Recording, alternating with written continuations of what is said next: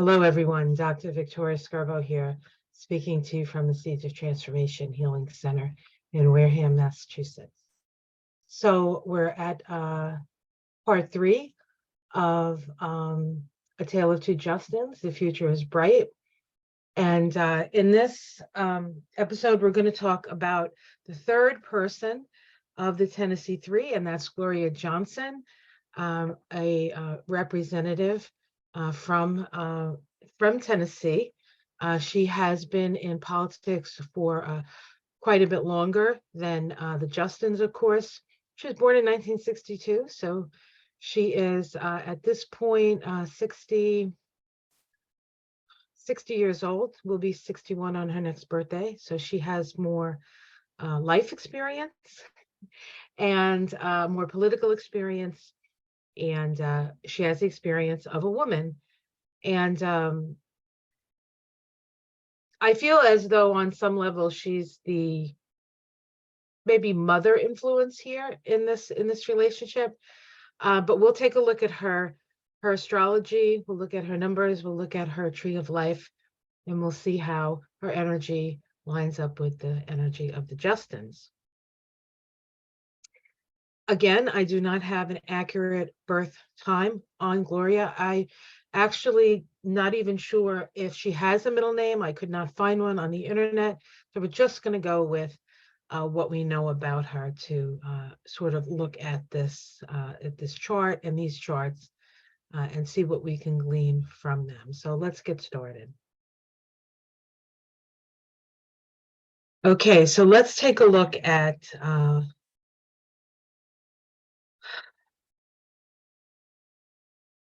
the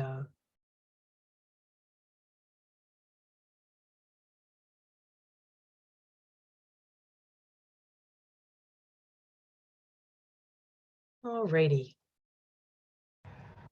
So we are going to start right.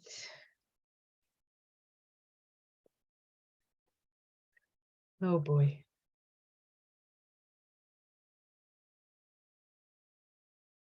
Right here.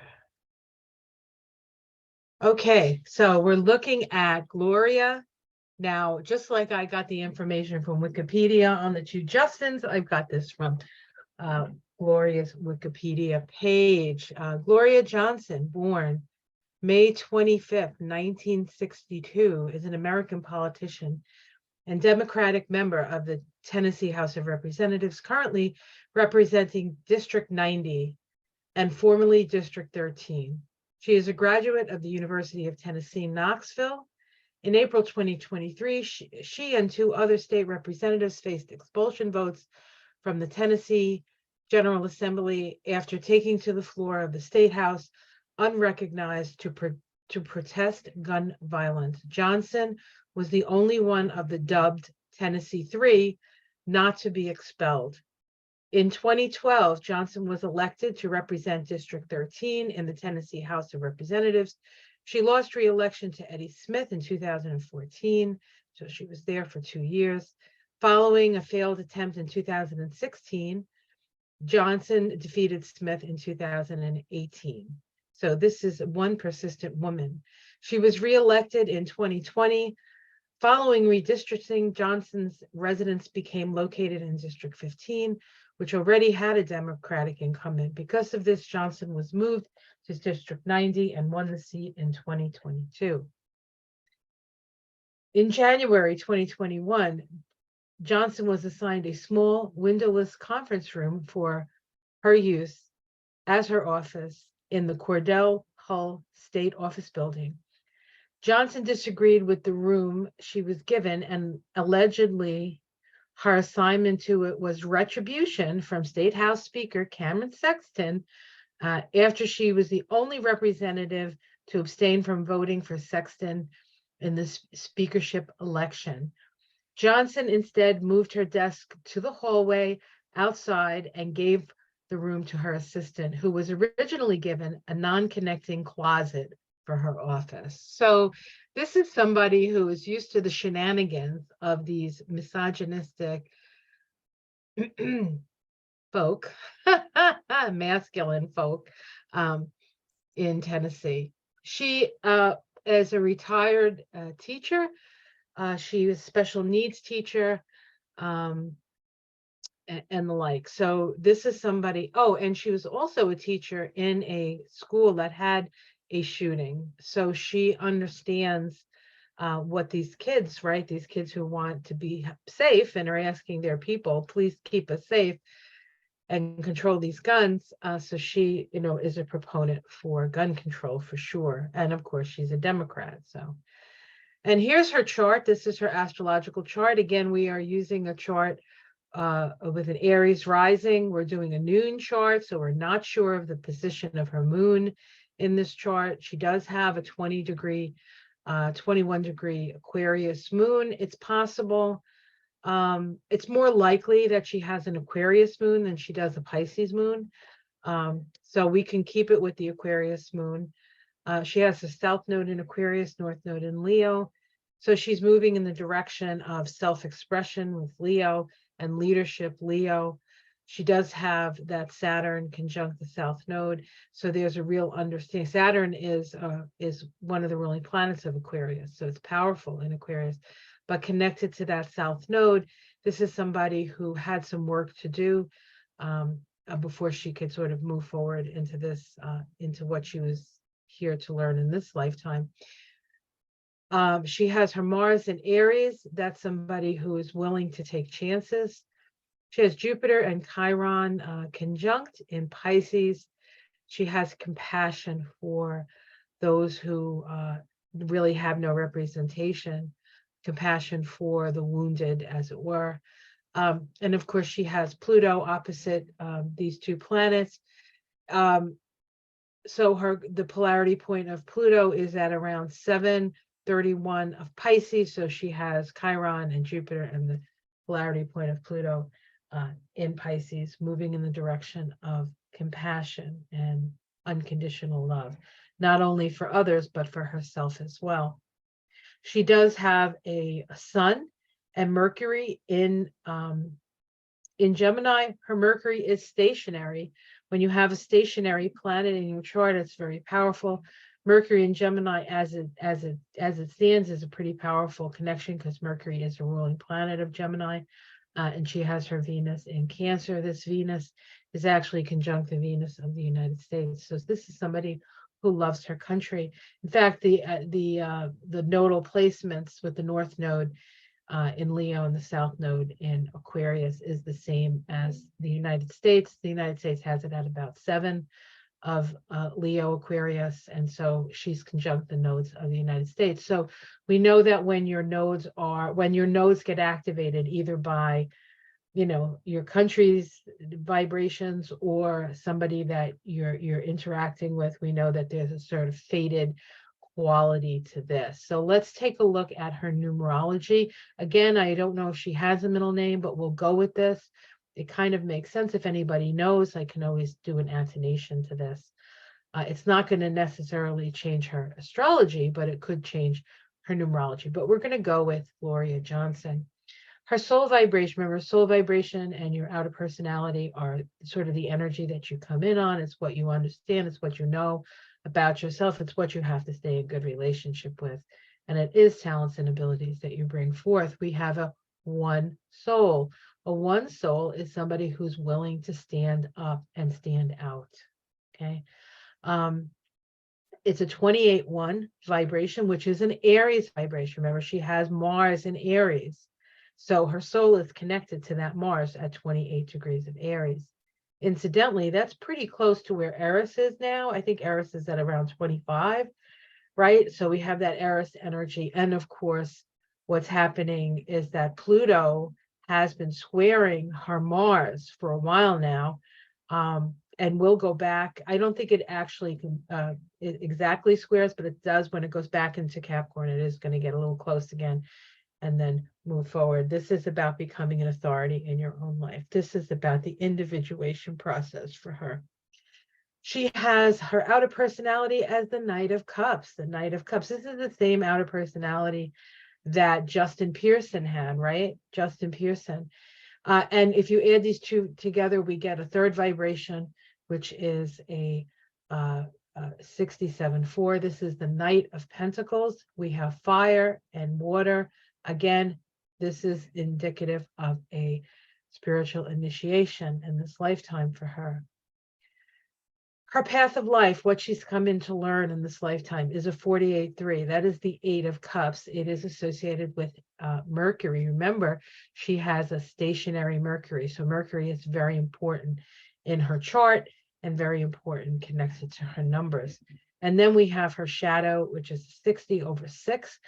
This is actually a Aquarius vibration. She has that Saturn in Aquarius conjunct her south node. That is the eccentric angle here. The eccentric angle 60/6.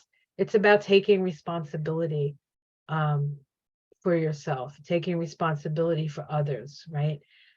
Actually, the thing with the shadow or the eccentric angle is when you heal it, it becomes the gift that you leave. It's sort of your what you leave for the planet. Somebody who has this as an eccentric angle, and oftentimes with a 60/6 eccentric angle, perhaps in a previous lifetime you didn't help others, you just helped yourself, is Oprah. She has this eccentric angle, and she certainly has helped many, many people and has really been a spiritual sort of maverick in a way, to bring new ideas and ways of healing into the consciousness of people. And so she had that as well. But we can see that when healed, it can be a very powerful ally for us. Okay, let's go to her blueprint here. And we can see here that we have her youth square is 11 vibration. It is the Queen of Cups. It is associated with the planet Saturn. Remember, she has Saturn in Aquarius conjunct her south node.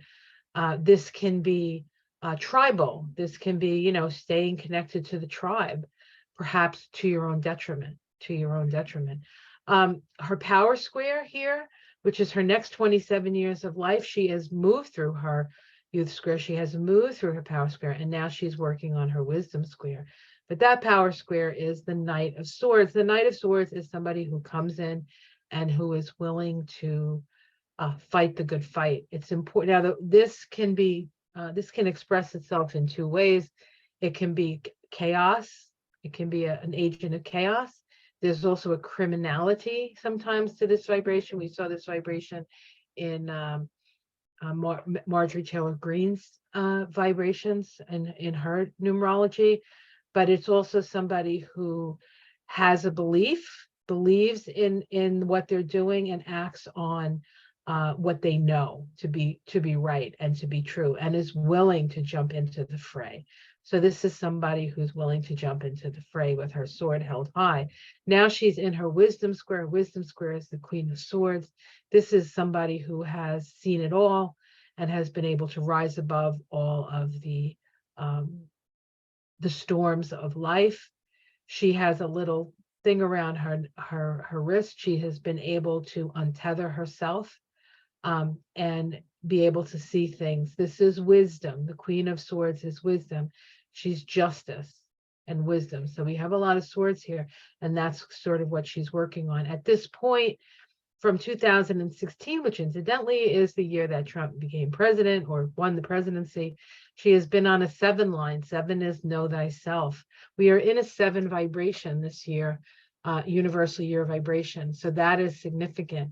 The other thing that's significant is that in 2022, which is the date of her last birthday, she moved into a 36-9 vibration. This is a Sagittarius vibration. It is the burden bearer. It's the 10 of Wands. And in 125, which would have been the last 4 months of her, starting in January 25th of 2023, she started the last part of her 36-9 vibration, and it's a 7. And so we have a 7 here, we have a 7 here, and we have a 7 universal year. Know thyself, right? This is wisdom, analysis, understanding. Okay. She is on a 7 line. This is from age 54 to age 63. So this is the Chariot. This is about the soul taking on the body, creating a personality so that we can express our soul's desires, our soul's wants, our soul's experiences through the personality. This is understanding why we're here. And she's having that understanding now as she moves along the path of her soul. Okay. All right, let's continue. So if we look at her tree of life, and associated with her numbers, and also the signs that her planets are in, we can see here that her soul is up here in Hokmah. Hokmah is associated with Uranus. Where does she have Uranus? She has Uranus in Leo. She has Uranus in Leo. She's being asked to express her voice, to speak her truth, to stimulate her creativity. It's actually that Uranus is actually opposing something. What is it opposing? Possibly opposing her moon in Aquarius, but we're not sure. We can't be sure because we don't know.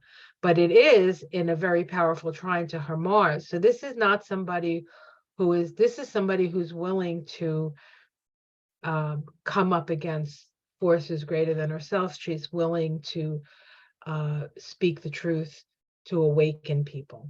Okay, so she has that energy here. Okay, let's go back to where we were. Okay, so she has her soul here, Uranus in Leo. She has this is Kether, which is associated with Neptune. She has Neptune in Scorpio. That is sort of a subgenerational signature. Neptune spends 14 years in the sign. So a lot of people at the end of the 50s and into the 60s had Neptune in Scorpio. She has her Saturn, right? This is Bina. We have Saturn associated with Bina. She has it in Aquarius. Here's her Mars in Aries. Here's her Jupiter in Pisces. Mercury in Gemini. Remember, this is important. She also has her path of life here. So this is very important. She has that stationary Mercury in Gemini, and she has her Venus in Cancer. Her moon likely in Aquarius, and her Earth is in Sagittarius. Sagittarius is always opposite the Earth is always opposite the sun, and she has her sun in Gemini. We can see here that she has her expression, her shadow, and her quiescent all in Tiphereth. It's not unusual for people with things in Tiphereth to work with children, and that's exactly what she did. And now she's speaking up to protect children, right? She does have her shadow here. This is the vibration of the shadow moving out of troubled waters. Perhaps in previous lifetime, she avoided stepping out into the world to express herself. And in this lifetime, she has to heal that. And she just can't go off to untroubled waters, or perhaps she is going to untroubled waters because of a job well done. Our expression here, the 67-4, this is the balance. This is somebody who's planted seeds and is waiting for those seeds to come up. And to a certain extent, I feel like the Justins, in their own way, are connected to that energy of, and although she didn't nurture them as children, that energy of nurturing and taking care and recognizing children for their special gifts is something that she knows how to do. She also has her quiescent here, so she tends to be very idealistic. So she is attracted by other idealists like the Justins. Here's the soul is the Two of Wands, waiting for your ship to come in. So she is waiting for her ship to come in. I think her ship has come in. Her path of life here, the 48-3, is the 8 of Cups. This is about putting a lot of effort and energy into something, but it not having it be spiritually fulfilling and having to turn your back on it. This is also the vibration of somebody who has a great grasp of the language. So this could be the poet, or this could be the author. And the more education somebody has, when you have things in Hod, because that's where we are, we're in Hod, it's associated with Mercury. this is a good combination. There's a book in her, I'm sure. She might have already written one, but she's certainly going to write something about this experience. All right, so those are the cards. These are the chakras that are activated just by her numbers. We have the solar plexus that's activated by her path. Her heart is activated by 3 of her 5 major numbers. And then her third eye, sorry, let me go back. Her third eye activated by her soul energy here. Okay, let's go. Now, this is her chart again. I just want to point something out I didn't point out before, and I think it's significant, is she does have a planet square the node. She has Neptune square the nodes. Neptune square the nodes can be a skip step in your evolution around issues of your connection to spirit, your the point. Is it pointless? It could be divine discontent. It could be delusions or illusions. And so she's being asked to sort of wipe away those illusions. Now, the resolution node for her, this conundrum that she finds herself in, is the North Node in Leo. And so she must take that sort of spiritual core that she has and move it forward into her expression. Also, Leo is the vibration of the teacher. So that has helped her as well, with compassion for children, with compassion with creativity, and being able to express herself. I'm sure she has had struggles. But now she's doing what she's doing. Now, I wanted to see how her energy aligns with the energies of the Justins, to see if there's any connections. Remember I said when there's nodal connections, we know that things are fated. And she definitely has a nodal connection, because that Neptune that squares her nodes is actually conjunct Justin Pearson, his North Node. And so their nodes are across each other. Right? Crosses like this activate. So they activate each other. And to a certain extent, she's inspired by Justin. And yet she also knows that there can be, some, it can be a stickity wicket. She's inspired, but she's inspired, I think, with some wisdom, not just like, oh my God, like, you fall in love with somebody. It's like, oh, I love this guy, right? But she also has the wisdom of her own experience.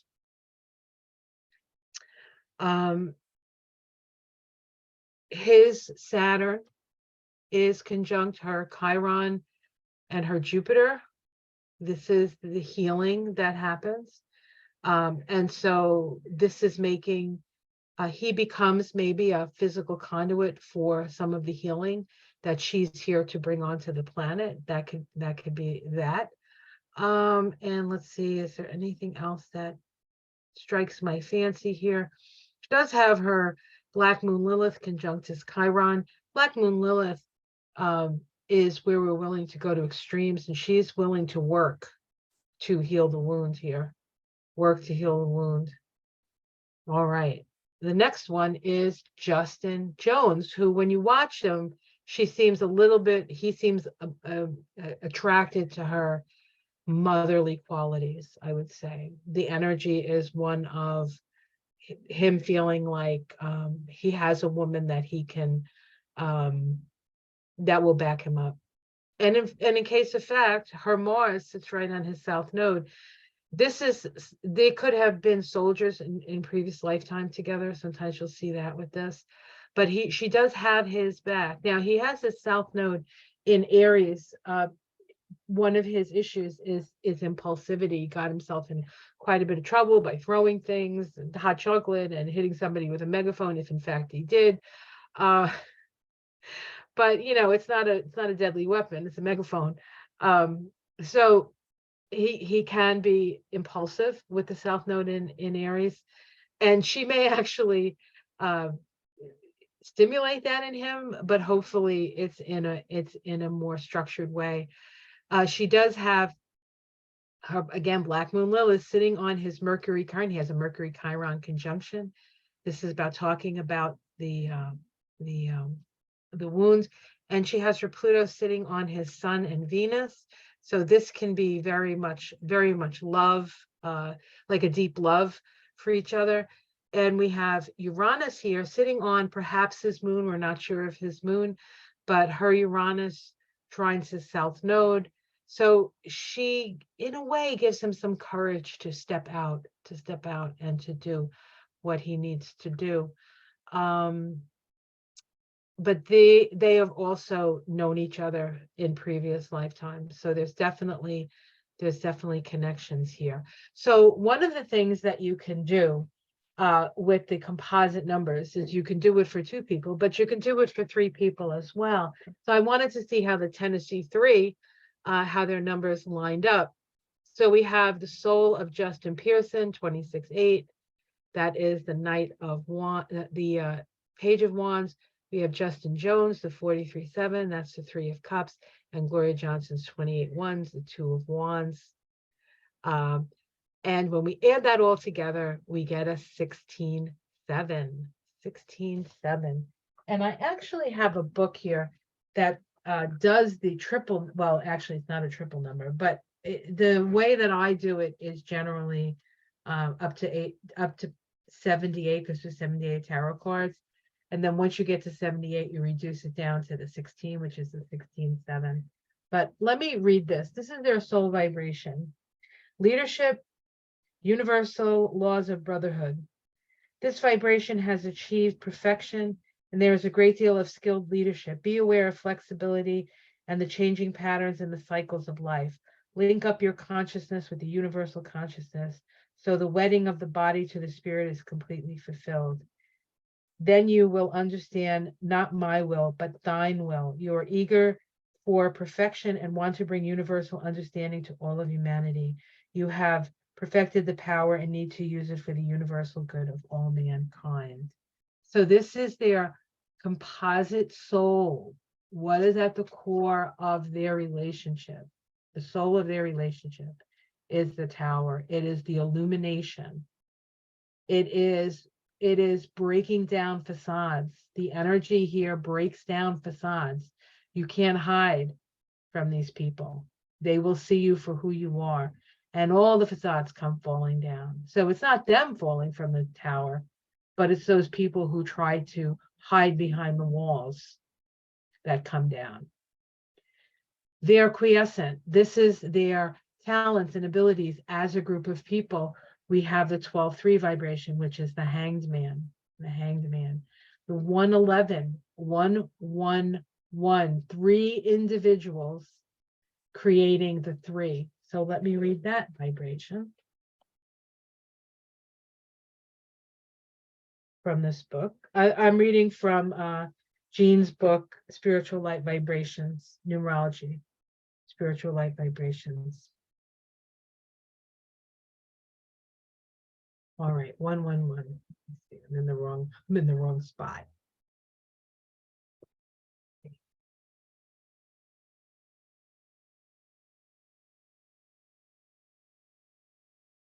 Go.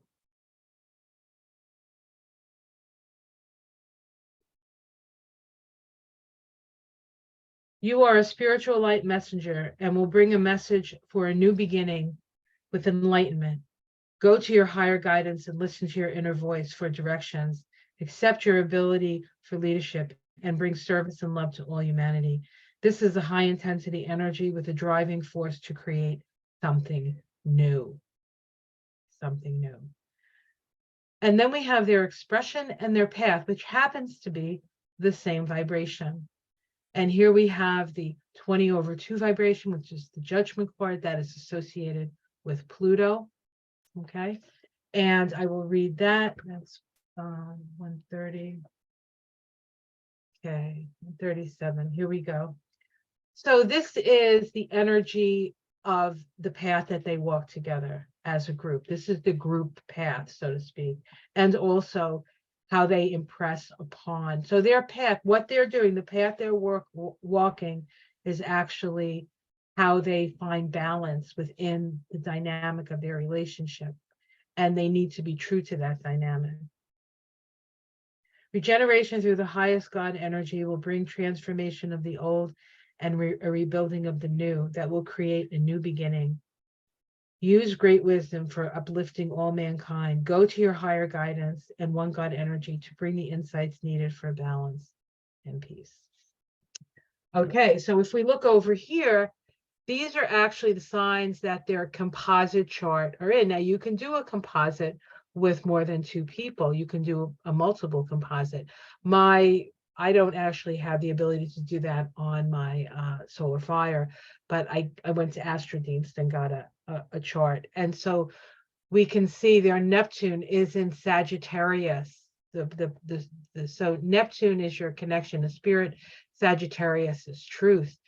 Their Uranus is in Libra. Uranus is the great awakener, awakening us to justice or perhaps injustice. Their Saturn, the structure of their reality, is Aquarian, right? Aquarius. Pluto has moved into Aquarius, and we find out about these people, right? We have Jupiter also in Aquarius. We have Mars in Gemini, so their voices will be heard. Their sun, their collective sun, is in Aries. We don't know about their collective moon because we're not sure of the moons because we're not doing accurate birth time charts. But it is if we go by the noon chart for all of them and we add them all up, we're looking at a Pisces moon. The Earth is in Libra, opposite the sun here. So what are they bringing to Earth? Peace, justice, fairness. They have a Venus in Leo, which is very good because it gives them that bravado and that joie de vivre, whatever it is that Leo has, that everybody listens to them. And they have their Mercury in Taurus. They have to keep things practical. If we look at where these vibrations fall, we have the tower here, the soul vibration in the solar plexus. Okay, Leo and Taurus. This is fixed signs. It's about values. It's about values. So they express their soul by expressing their values. Their quiescent, the Hanged Man, is located here, the 12-3. This is Neptune and Sag. Okay, Neptune and Sag, connecting their Mars in Gemini with their Mercury in Taurus. Practical application and speaking right here. And then we have their expression and path, which is on this path. Pluto is found on this path. This is the path associated with the awakened soul.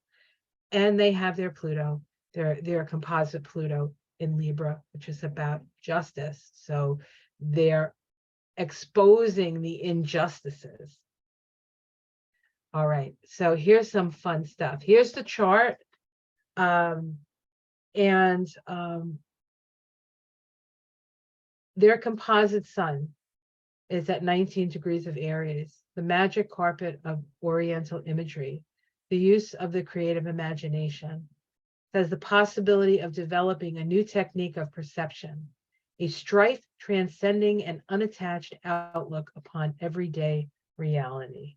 That is their composite sun. Now we're going to look at Mars, Neptune, and Pluto because those are the vibrations associated with their major numbers. We have Mars, which is connected to their composite 16-7 soul. That is the path of Mars. Mars is found on the tree of life along that path.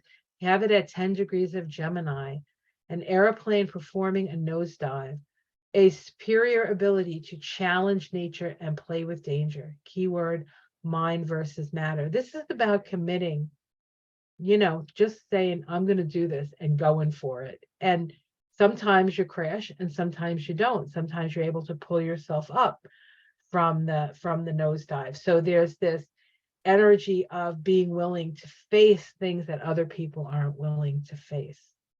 And they do it together, because they're a group.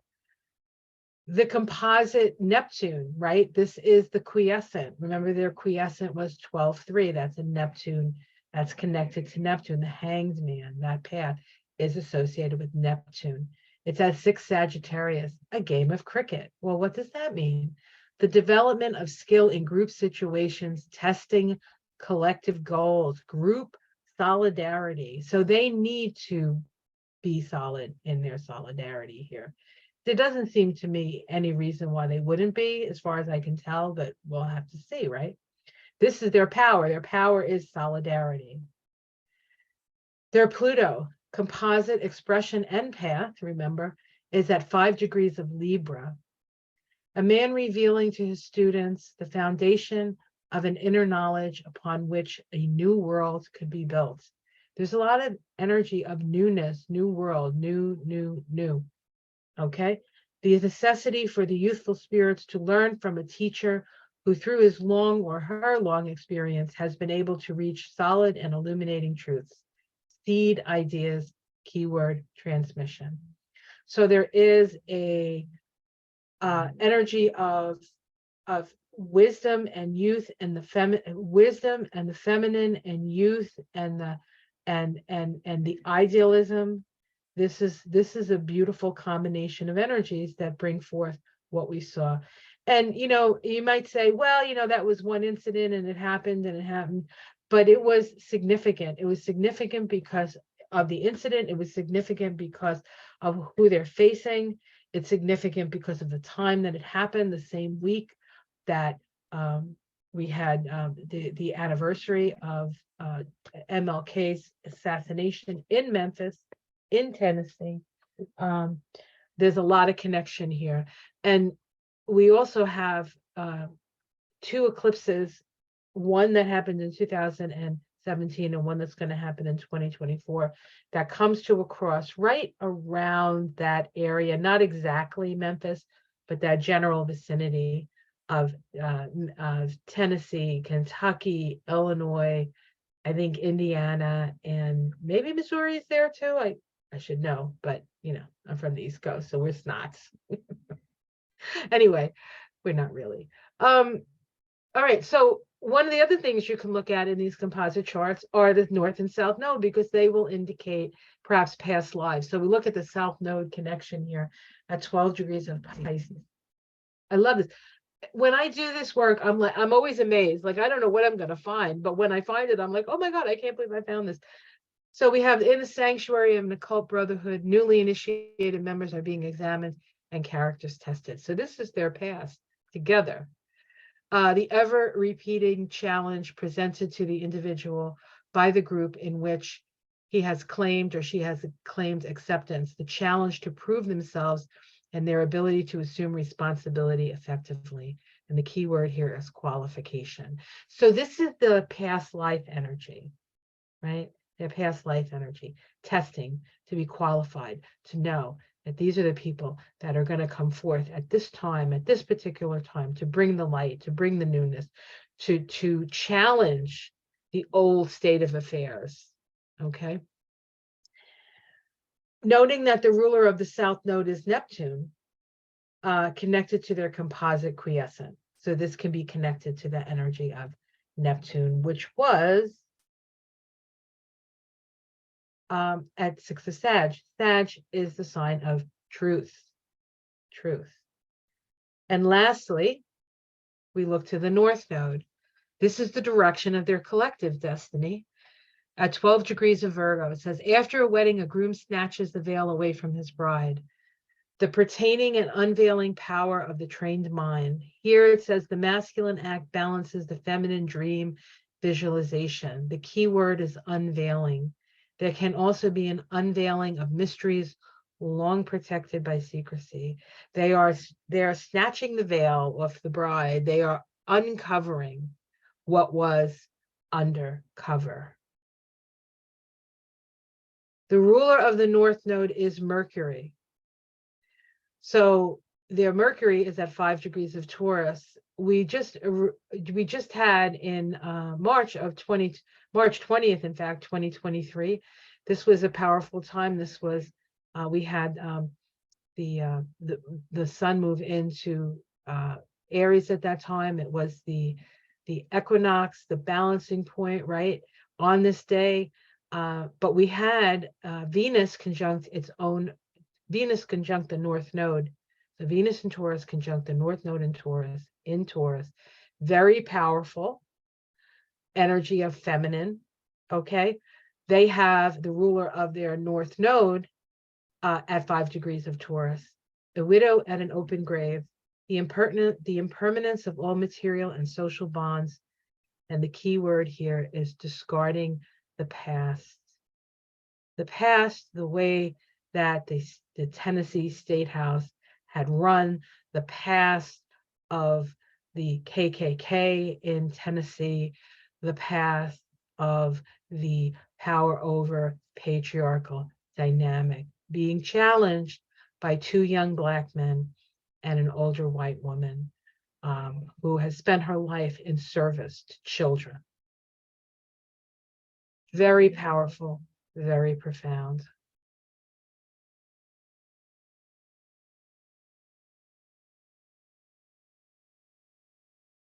So I was amazed. I started researching this and looking at it and finding the things I found. We all have a purpose and a place. We're all here for a reason, to bear witness, to shine our light, to uncover our own souls so that we can shine the light and help us all evolve and move through this very trying period. But there is a lot ahead, and we cannot lose hope, and we cannot lose our own hearts through this. So hopefully these 3 people will be safe. I'm of course a little bit more concerned about the Black young men, because they seem to be at, usually the ones that get targeted. But hopefully my concerns, just hopefully everybody's getting taken care of. And we can always do it ourselves. We can send them light, just like we did when we went through the Ukrainian things at the beginning there, when there was like, it was like the bombs were dropping, and we didn't think that they could survive that, and they did. And part of that was, of course, the Ukrainian people themselves and their own ingenuity. But it was also the light that we shed, and the protection of the light. So I think we need to continue to do that in the Ukraine. I think we need to do that here in this situation. Anybody who is working for the benefit of humanity needs the protection of the light. Archangel Michael is unsheathing the sword of light. And we will see the light, and we will see the dark, and we will have an opportunity to choose. Choose well. All right, guys, I hope you enjoyed this. Like and subscribe if you would. You can become a Patreon if you like. I would really appreciate that. I would like to do more of this work, and I do have to. This is really the only way I self-employed, so this is the way I feed myself. So if you enjoy this, but even if you can't become a patron, which I understand, if you can't and you don't want to make that commitment, give me a thumbs up and share if you would, and hopefully this information is helpful to you and to anybody else who may be looking for a little bit of light and a bit of hope. Have yourself a wonderful day. Namaste.